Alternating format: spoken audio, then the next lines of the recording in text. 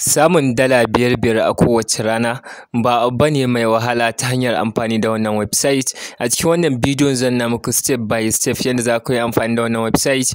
Kuna samun aƙalla dala 2, 3, 4, 5 har 100 ma za ka iya samu a cikin wannan website. Wannan website ne da ake yin trading kuma kana samu a kowane lokaci. So zan nuna muku exactly yadda za ku yi abin, ba abu ne wanda za ka yi da ka ba, kai tsaye zan nuna muku yadda ake yin aikin. Link ne za ku register da wannan website yana a description na wannan bidiyon. Kuna register kai zai kawo ku zuwa wannan page. Abin da kuke bukata kawai ku saka email address, sai ku danna akan get verification code. So kai tsaye za su turo muku, ko kuma za ku ga verification code ya bayyana a nan wurin kai tsaye. Idan kun bai bayyana ba, za ku iya duba email naku, za su tura muku verification code sai ku yi pasting ana. So ni already kun ga sun bayyana automatically, sai ka danna akan wannan button din. So zai kawo ka zuwa wannan page na gaba, inda za a buƙaci ka saka password, kai confirming na password, wanda kai tsaye zai kai ka zuwa page na gaba. Bayan ka kammala ka danna akan next step, kai tsaye zai kawo ka zuwa wannan page ta inda za a ce kai setting na transaction password, wato password din za ka yi amfani da su a lokacin withdrawal. Sai ka saka ga sunan suna bayyana, ka zo a ƙasa kai confirming kamar yadda kuke gani ina sakawa a nan. Wanda daga nan sai ka danna wannan button na cewa ka kammala, sai ka danna akan wannan button wanda kai tsaye za ka ga ya ɗauke ka zuwa wannan page kamar haka. Sai ka danna nan ka zaɓi country da kake, za ka yi amfani da kowace ƙasa kake, ba dole sai Najeriya ba, kowace ƙasa mutum yake zai iya yin wannan update din. So sai ka zaɓi ƙasan da kake, ni ina Najeriya don haka zan zo in zaɓi Najeriya. Da haka daga nan sai in saka ainihin number ta. So za ka saka number da kake WhatsApp da ita, za ka saka a nan.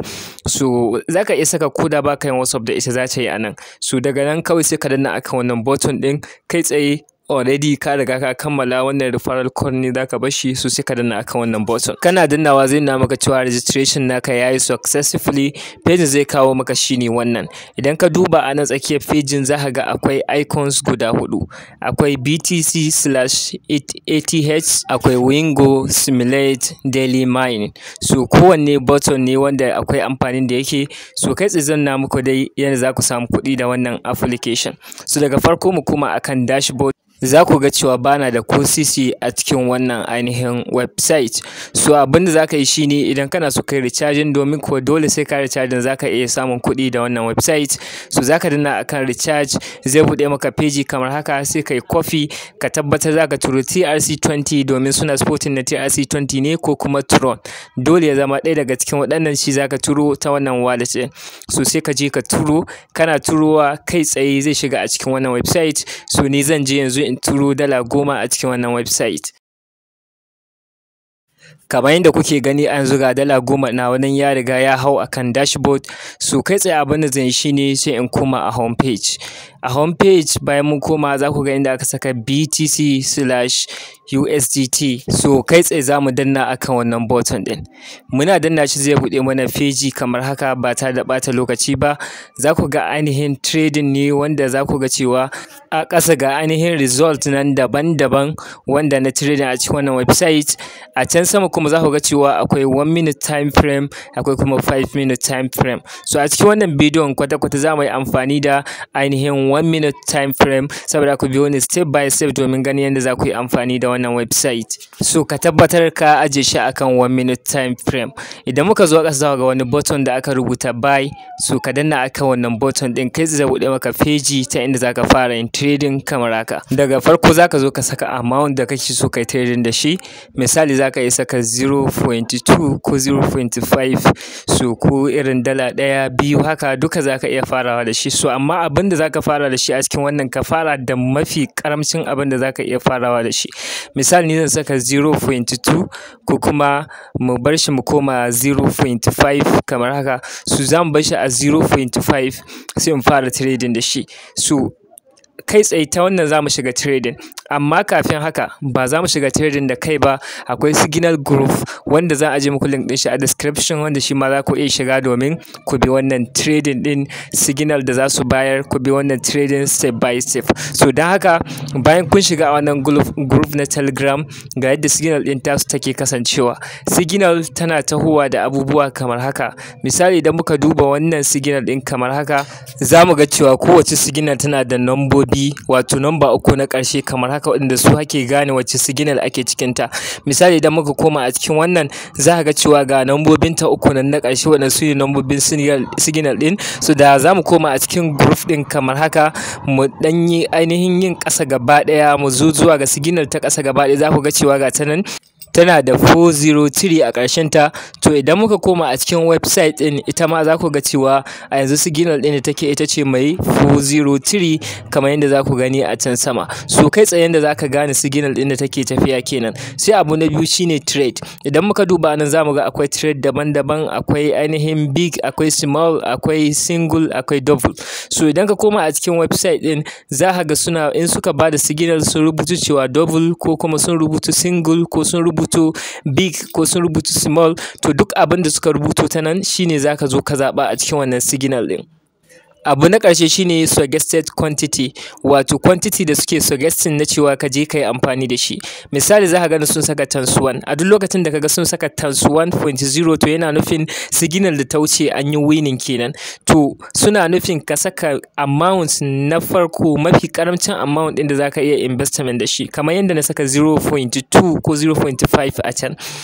For example bari in yi amfani da wannan signal. Yanzu idan kuka duba sun ce a trade sun ce mu zaɓi single, so zan koma a cikin website ɗin tunda wannan trading ongoing take, so zan je in zaɓi single kamar haka. Daga nan sai in zo in yi confirming, already na saka $0.5 ɗina. So idan na yi confirming kai tsaye na shiga a cikin trade ɗin kenan.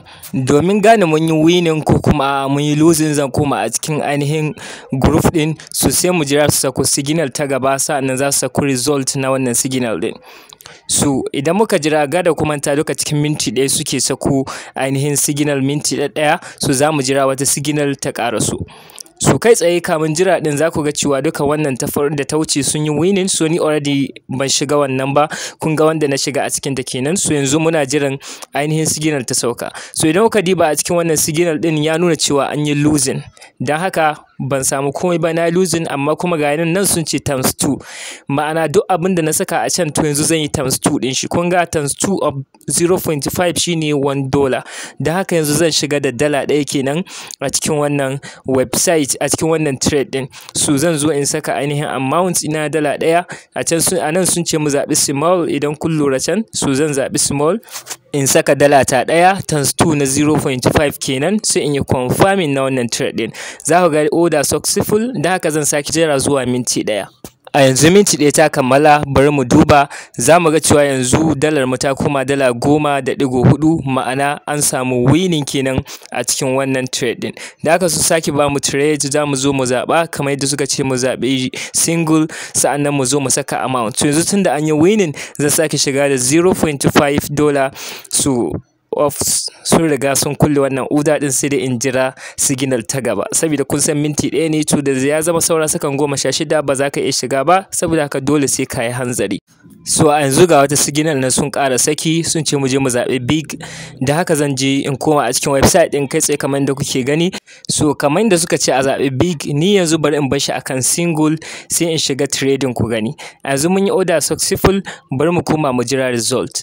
Abinda zai faru a nan shine idan har na yi winning to su kuma za su yi losing akan wannan signal din, saboda ba zai kasance a samu winning akan single ba kuma a samu winning akan ainihin big ba, so ba zai yiwu ba. Saboda haka idan dai kaga har na yi winning to su kuma za su yi losing, idan sun yi winning to ni kuma a wannan trade din zan yi losing. Saboda haka ko da yaushe ka bi signal kai da kafa, abinda suka ce ka zaɓe shi, idan ba haka ba za ka yi losing. So idan ka duba za ka ga cewa ni na yi losing, duk da trade din su ya ba su ainihin profit, can sun yi winning, ni na yi losing anan, saboda abinda suka ce a zaɓa ba shi na zaɓa ba. Of course za ka iya yi da kanka, ba dole sai ka zaɓi abinda suka zaɓa ba, amma ka sani wannan zai iya ja kai asaran yan kuɗaɗe. So a yanzu bari in minimizing, in mai da telegram group ɗina a can sama saboda sauƙin fahimta, sa'annan in zo anan in shiga a website ɗin kamar yadda kuke gani, in fara kallon signal kuma ina yin trading, ba sai ina minimizing ina koma a cikin wancan website sa'annan ina dawo a cikin telegram group ba. So kai tsaye ga signal na an saki, zan zo in saka ainihin amount ɗin da zai shiga da shi. So ka tabbatar ka shiga da minimum, akalla ni zan shiga da irin 0.2. a last trade da na yi balance ɗina shine $9.9. So a yanzu already na riga na shiga da dala $0.2 a cikin trade. So zan jira wannan trading ya ƙare. Idan mun yi winning zan sake shiga da 0.2, idan ba mu yi winning ba zan yi times 2, zan shiga da 0.4. So kamar da kuke gani ba mu yi winning ba, da haka zan shiga da 0.4, ma'ana na yi times 2 na 0.2. Da haka zan yi confirming na wannan trade kamar da kuke gani, sai mu jira minti ɗaya mu ga me zai haifar. So kan minti ɗaya ɗin already zan zo in saka 0.8 in case a ce an yi losing. So ba sai na tsaya typing ba, kai tsaye zan zaɓa trade ɗin da suka sa in yi confirming kawai. So da haka zan jira yanzu wannan trade ɗin ya ƙare mu ga winning za mu yi ko kuma losing. So a yanzu minti ɗaya ya ƙare, bari mu koma a cikin group mu ga an yi winning ko kuma an yi losing. So kai tsaye idan muka jawo group kamar haka za ku ga cewa sun saka signal na cewa an yi winning. Don haka kai tsaye yanzu maimakon in shiga da 0.8 zan saita investment nawa zuwa 0.2, tunda an yi winning zan sake shiga da 0.2, amma da an yi losing da zan shiga da 0.8. Da haka zan sake yin confirming na wannan ainihin signal ɗin, abinda suka ce a zaɓa in zaɓa in yi confirming na order, mu sake jira mu ga. So haka za mu ci gaba da yin trading. Za ka ci gaba da yin trading kana samun ainihin profit a cikin wannan website, wanda zan nuna muku kai tsaye yanda za ka iya cire kuɗaɗenka, kuma bayan ka samu profit ba wai dole za ka iya barin su ba ka ci gaba dai, za ka iya samun profit kuma ka cire kuɗinka. So kamar yadda kuke gani haka ake yin wannan trading kamar yadda suke cewa. So amma dai kuma wannan yayi kama da gambling gaskiya. So ba na recommending na cewa mutum ya je ya yi irin wannan trade ɗin. In case na nuna muku shine don kusan yaya ake yin shi. So a yanzu zan ci gaba da trading a cikin wannan website ɗin har zuwa dala ta kai irin dala 11 ko 12 haka. Zan na muku yadda ake yin withdrawal, domin suna jan dala ɗaya a wajen withdrawal. So don shi ne zan samu dalan da za su ja ta wannan withdrawal ɗin, sa'annan in cire kuɗaɗe na.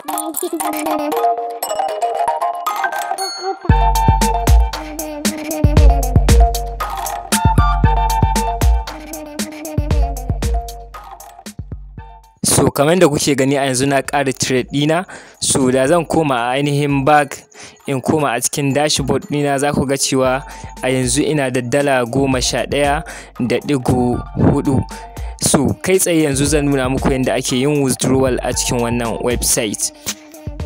So da haka zan zo in danna akan withdraw button, zan danna shi zai buɗe min page kamar haka. Kamar da kuke gani za ka yi withdraw ta TRX, za ka iya ta USDT. To mu USDT muke da ita a kai, don haka zan zaɓi USDT. Daga nan zan je in yi copy wallet address da zan yi amfani da shi domin withdrawal.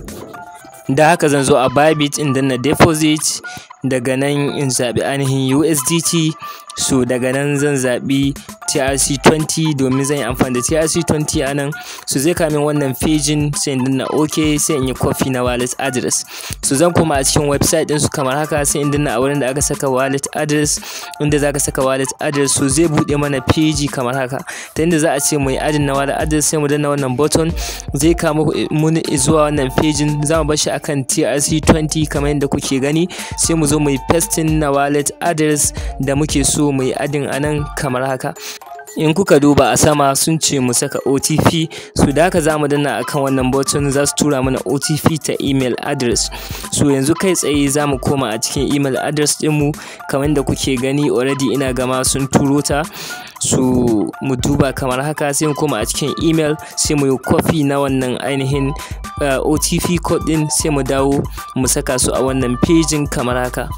A ƙasa wajen remark za ka iya saka duk abin da kake so. Misali zan saka my withdraw wallet. So za ka iya saka duk abin da kake so a nan, ba wani matsala yake da shi ba. Sai ka danna akan wannan submit ɗin ko confirm button, already ka kammala ainihin setting na wallet address kenan. So ka sake komawa a can sama, ka sake zaɓen USDT domin ya koma akan TRX, ko ka danna ba zai yi ba. So sai ka sake maishe shi akan USDT kamar haka. Daga nan sai ka zo ka saka max, wato duka kuɗaɗenka kenan kake so ka yi withdrawal. Za ka ga cewa za su janye dala ɗaya, za su tura mana dala 10.4. sai ka zo ka saka payment code naka, pin naka kenan wanda kai setting a lokacin register guda 6 din nan. So kana saka shi a nan kai tsaye zaka ga withdrawal yayi successfully. Da zaka koma a can sama ka shiga akan history na transaction history na withdrawal, zaka ga withdrawal naka nan yana pending. So ka dan bashi 'yan mintuna haka 10 zuwa 20 withdrawal naka zai shigo successfully.